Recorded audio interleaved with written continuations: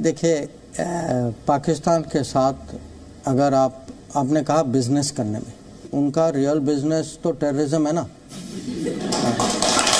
जयशंकर की जो स्टेटमेंट है इस सूरत हाल में आप इसको कैसे देखते हैं? जिस वक्त भारतीय वजीर खारजा दहशतगर्दी को पाकिस्तान से जोड़ रहे थे, क्या पाकिस्तान को इसे इग्नोर कर देना चाहिए या इसको सीरियस लेना चाहिए? देखिए, बिल्कुल इग्नोर नहीं करना चाहिए। पाकिस्तान के साथ रिलेशंस कैसे नॉर्मल सी ये वो, तो उन्होंने कहा कि पाकिस्तान या बल्कि जो मुल्क एज इंडस्ट्री टेररिज्म को इस्तेमाल करता है तो उनके साथ बात नहीं हो सकती। इस वक्त हमें हिंदुस्तान का भी मौक़िफ़ जो है पाकिस्तान के बारे में बड़ा टफ है और वो आपको कोई रिलीफ नहीं देना चाहिए। इस तरह करके मतलब ये इंडिया तो भाई किसी को भी किसी टाइम भी वो जवाब दे।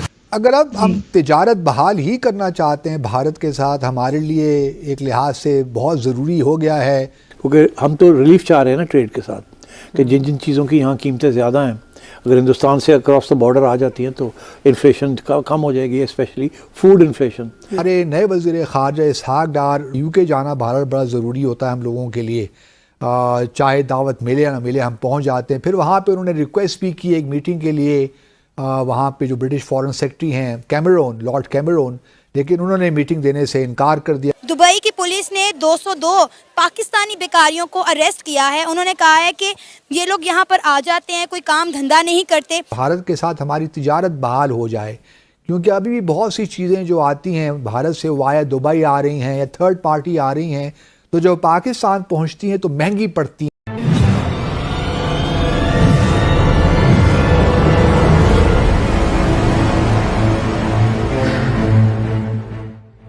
अब पिछले दिनों हमारे नए वज़ीर ख़ारजा इसहाक़ डार ब्रसल्स गए हुए थे, वहाँ पे इंटरनेशनल एटॉमिक एनर्जी के हवाले से एक कॉन्फ्रेंस थी।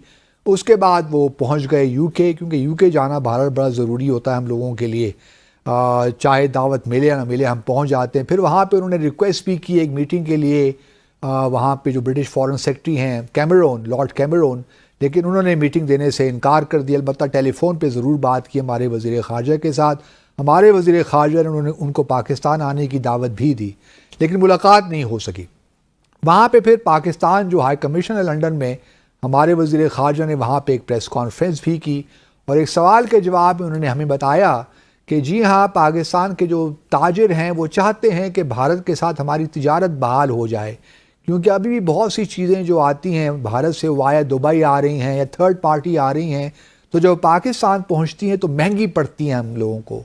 तो इसको हम एग्जामिन करेंगे, तमाम स्टेक होल्डर से हम बातचीत करके कोई फ़ैसला करेंगे। तो आइए पहले ज़रा क्लिप सुन लेते हैं जो इसहाक़ डार साहब का है, हमारे वज़ीर ख़ारजा का है, कि उन्होंने क्या कहा।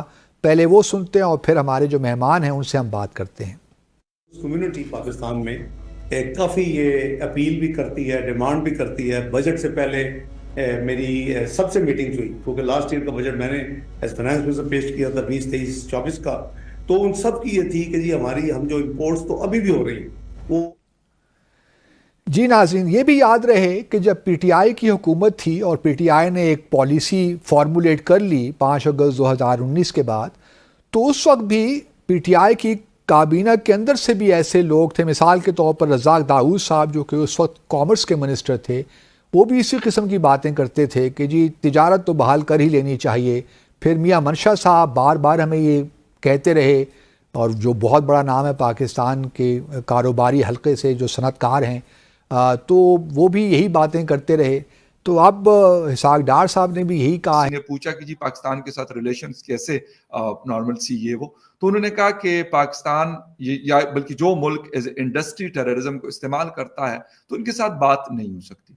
खैर, चीन के हवाले से भी उनका ऑफिशियल स्टेटमेंट एक आया, अरुणाचल के हवाले से या फिर एलएसी के ऊपर जो कुछ हुआ उनसे एक जिसे कहते हैं कि एक चाइनीज डिप्लोमेट ने उनसे थिंक टैंक में क्वेश्चन किया था, उस हवाले से भी बात करेंगे। और इसके साथ साथ एक बड़ी अहम डेवलपमेंट ये हो रही है कि जो सी रूट है वहां पर हुसीज और बाकी जो सोमालियन पायरेट्स हैं वो जहाजों को अटैक करते हैं, लेकिन इंडियन नेवी कि जो वहां पे डिप्लॉयमेंट है वो बढ़ाई गई है और वो बड़े एक्टिव हैं और बहुत सारे जो शिप्स है उसको बचाया भी है, जिससे मैं कहता हूं कि वर्ल्ड रिकग्निशन और बड़ी है इंडिया की दुनिया भर में।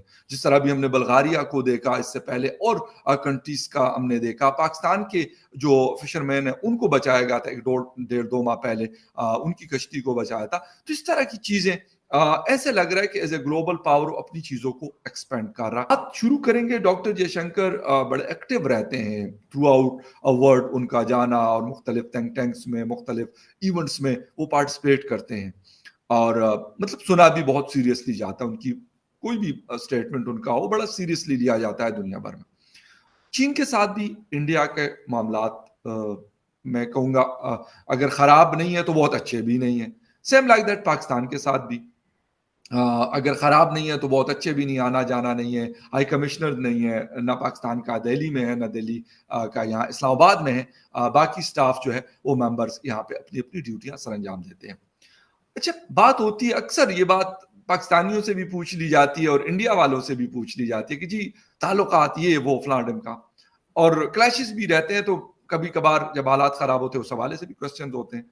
तो डॉक्टर जयशंकर जी से सवाल हुआ कि जी पाकिस्तान के साथ नॉर्मलसी आ सकती है या नहीं आ सकती, क्या हो सकता है फ्यूचर? तो उन्होंने कहा जी ऐसा मुमकिन नहीं है फिलहाल, यानी उन्होंने टोटली डिनाई किया। वाकई आपको लगता है कि पाकिस्तान इंडिया या फिर चीन इंडिया के दरमियान कोई ऐसी चीजें जो पहले थी रही हैं, बेहतर भी रही हैं, खराब भी रही हैं, अब दोबारा खराब तो जरूर है लेकिन बेहतर नहीं हो सकती? बड़ा इंटरेस्टिंग क्वेश्चन पूछा आपने फकर भाई, और बड़ा डीप का क्वेश्चन पूछा। देखिए, अगर हम एज एन एनालिस्ट देखें, पहले पाकिस्तान इंडिया देख लेते हैं, फिर चाइना इंडिया देख लेंगे। देखिए, पाकिस्तान की जो रिलेशनशिप है इंडिया से वो सही नहीं है। इसकी डायग्नोसिस अगर हम करें कि वो कौन से कारण हैं, वो जैसे इंटरनेशनल रिलेशंस में कहते हैं which are the major irritants, जो कि पाकिस्तान और भारत के रिलेशनशिप, पाकिस्तान से अगर आप पूछेंगे तो उनका एक ही है कि the major irritant is Kashmir issue. ठीक है ना? और अगर आप इंडिया से पूछेंगे तो उनको पता ही नहीं है, क्योंकि वो तो कह रहे हैं कि वो तो टेररिज्म करते हैं, तो शायद इंडिया के लिए मेजर इरिटेंट टेररिज्म है और पाकिस्तान के लिए मेजर इशू कश्मीर है।